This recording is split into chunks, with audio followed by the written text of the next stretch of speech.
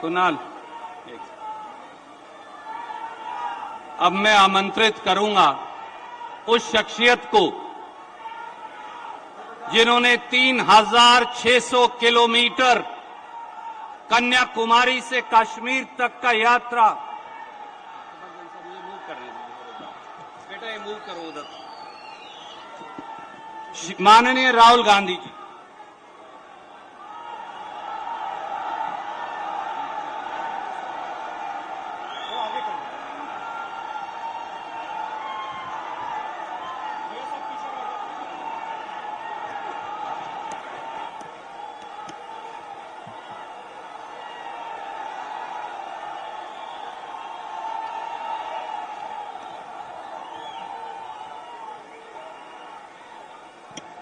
रणदीप सुरजेवाला जी,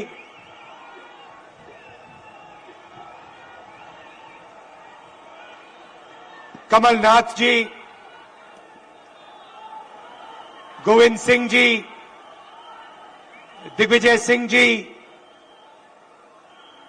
कमलेश्वर पटेल जी, जीतू पटवारी जी, तनखा जी, सुरेश पचौरी जी, कांतिलाल भूरिया जी, कुणाल चौधरी जी, stage पे Congress party के वरिष्ठ नेता, हमारे प्यारे कार्यकर्ता, भाइयों और बहनों, मध्य प्रदेश के युवाओं, प्रेस के हमारे मित्रों, आप सबका यहां बहुत बहुत स्वागत। आप दूर दूर से आए हैं, इसके लिए दिल से बहुत बहुत धन्यवाद।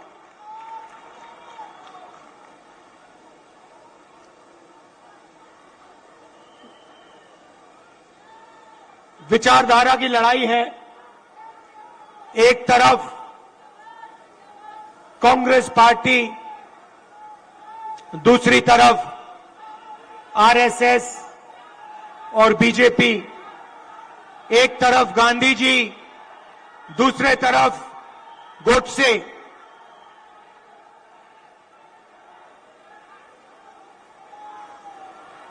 ये भैया इनको दिखाई नहीं दे रहा है। भैया प्रेस वाले थोड़े नीचे हो जाएं तो लोगों को दिखे।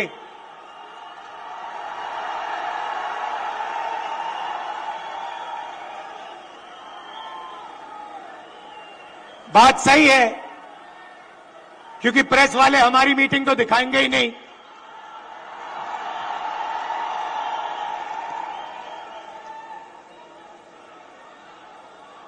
तो एक तरफ गांधी जी, दूसरी तरफ गोडसे, एक तरफ नफरत और हिंसा, अहंकार, और दूसरी तरफ मोहब्बत, आदर, भाईचारा। अब देखिए, जहां भी ये जाते हैं नफरत फैलाते हैं,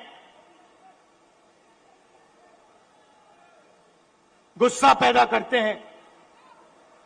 अब हुआ क्या? अब मध्य प्रदेश में, मध्य प्रदेश का युवा, मध्य प्रदेश का किसान इनसे नफरत करने लग गया है। जो उन्होंने जनता के साथ किया, अब जनता उनके साथ कर रही है। और इसीलिए हमने ये 7 यात्राएं, जन आक्रोश यात्राएं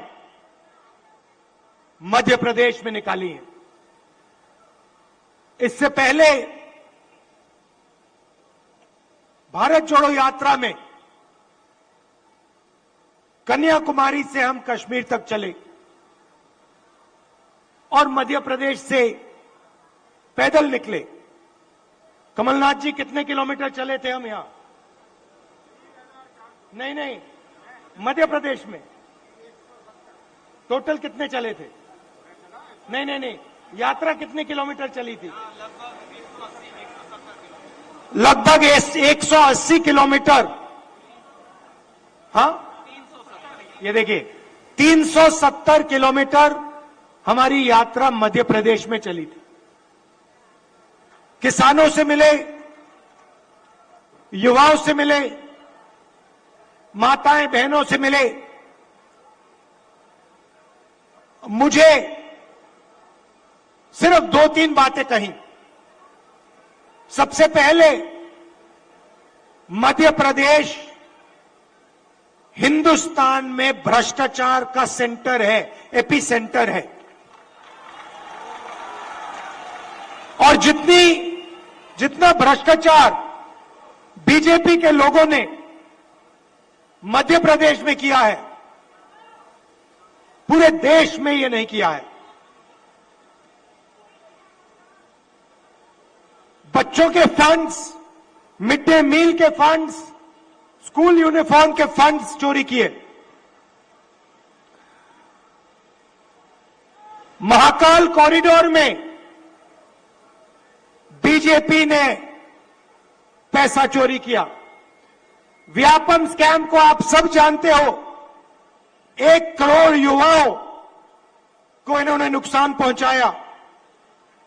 एमबीबीएस की सीट्स बेची जाती हैं और पेपर लीक किए जाते हैं। यह इनका राज है। दूसरी बात,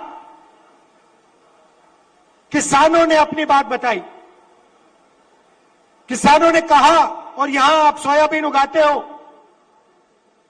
आप इसको सबसे अच्छी तरह समझोगे कि हमें मध्य प्रदेश की सरकार सही दाम नहीं देती है। अब आप जाइए, छत्तीसगढ़ में जाइए, पास जाइए, दूर नहीं है।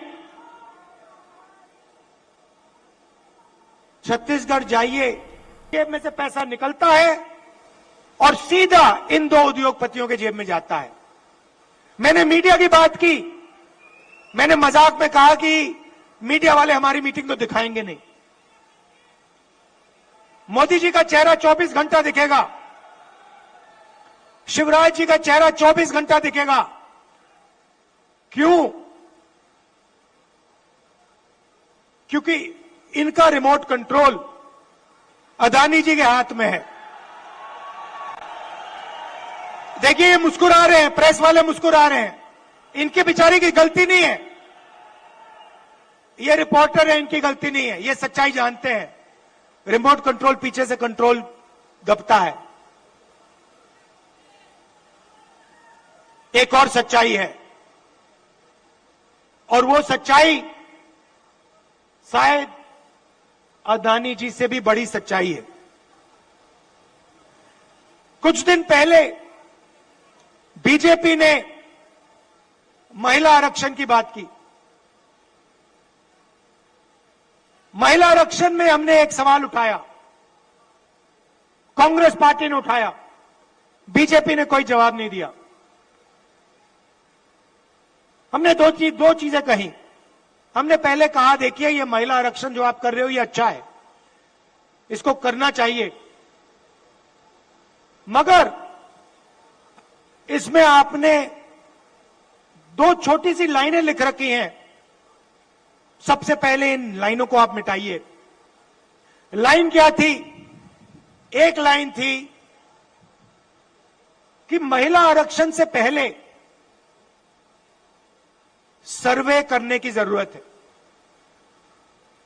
और दूसरी लाइन, महिला आरक्षण करने से पहले हमें जो डीनोटिफिकेशन होता है उसको करना है। इससे क्या होगा? इससे महिला आरक्षण 10 साल बाद होगा, आज नहीं होगा। तो हमने कहा, पहले ये 2 लाइनों को आप बदलिए, और उसके बाद हमने और भी गहरी चीज कही और सवाल पूछा कि महिला आरक्षण में ओबीसी आरक्षण क्यों नहीं है?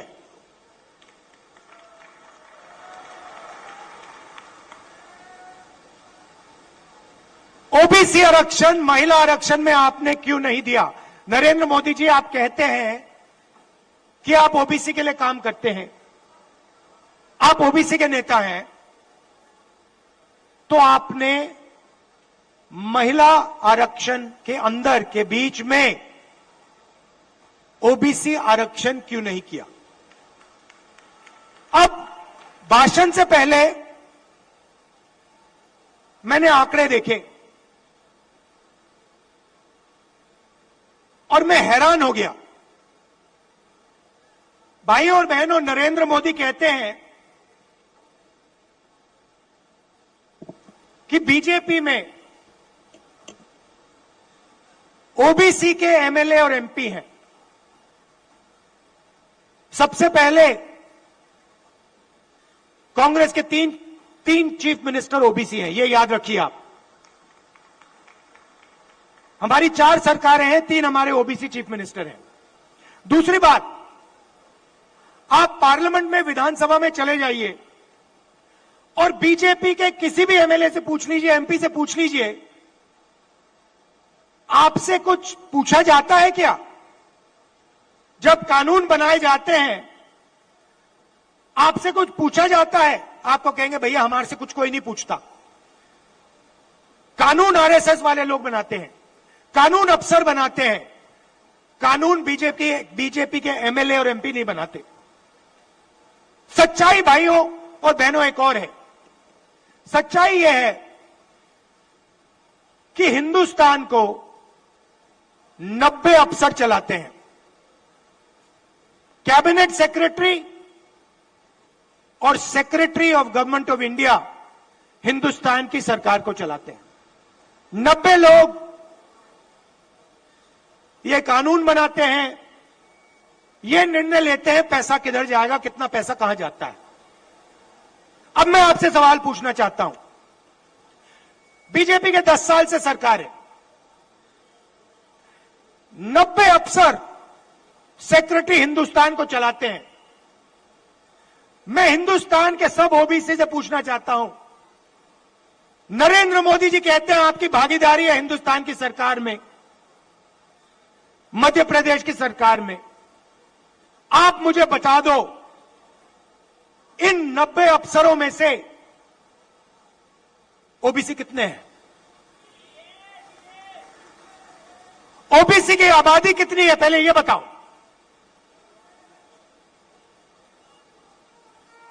कितनी आबादी है ओबीसी की हिंदुस्तान में? देखो, कोई जवाब नहीं दे सकता, कोई जवाब नहीं दे सकता। क्यों? क्योंकि कास्ट सेंसस नहीं हुआ है। भाइयों और बहनों, लगभग ओबीसी भाइयों की बहनों की 50% आबादी है हिंदुस्तान में।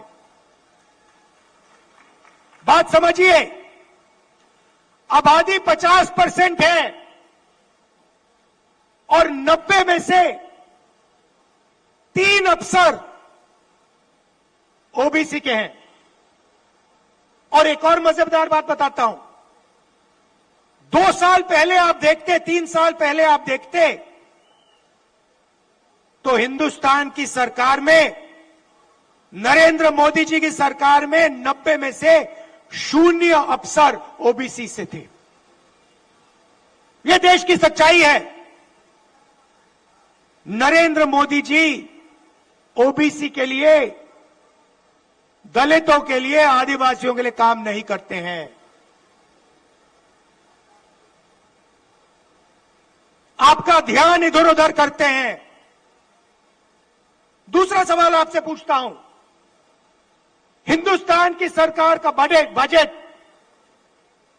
लाखों करोड़ रुपए का बजट है। मैं आपसे पूछता हूं, ये जो 3 ओबीसी अफसर हैं, इनकी भागीदारी कितनी है? ये बजट पे कितने रुपए पर निर्णय लेते हैं, मुझे बता दो। मैं आपको बताता हूं, तकरीबन 45 लाख करोड़ रुपए का बजट है। आप मुझे बताओ, ओबीसी अफसर कितने रुपए पर निर्णय लेते हैं मुझे बता दो। नरेंद्र मोदी जी की ओबीसी की सरकार है, सब शांत, किसी को नहीं मालूम। क्यों ये आपको नहीं बताना चाहते हैं?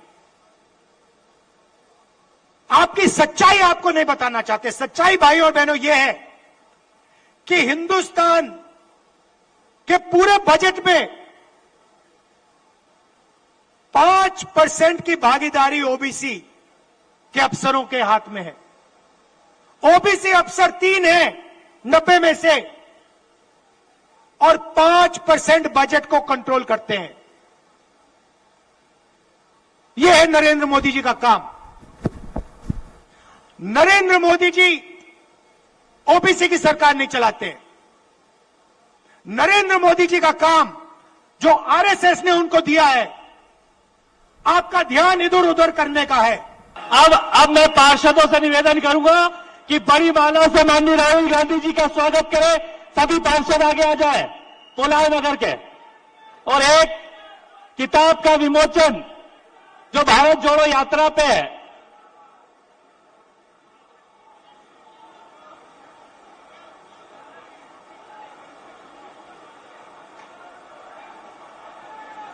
जिला अध्यक्ष योगेंद्र सिंह जी बंटीवाला साहब अब आभार प्रदर्शन करेंगे।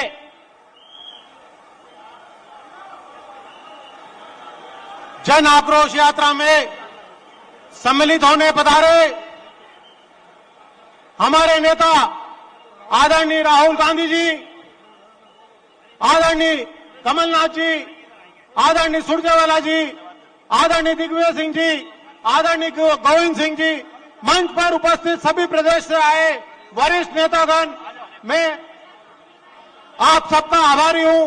साथ ही इस सभा को सफल बनाने के लिए पधारे हमारे बीच में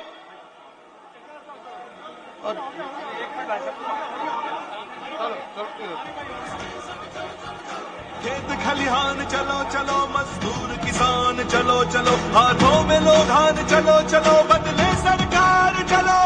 किसान की ये सच्चाई है, सीने पर गोली खाई है, चीखे भी अब खामोश है, ये जनता का आक्रोश है। बहनों के संग बस छल हुआ, हर झूठा वादा विफल हुआ, हर नारी का जय घोष है, ये जनता का आक्रोश है। ये जन आक्रोश है, ये जन आक्रोश है, ये जन आक्रोश है, ये जन आक्रोश है।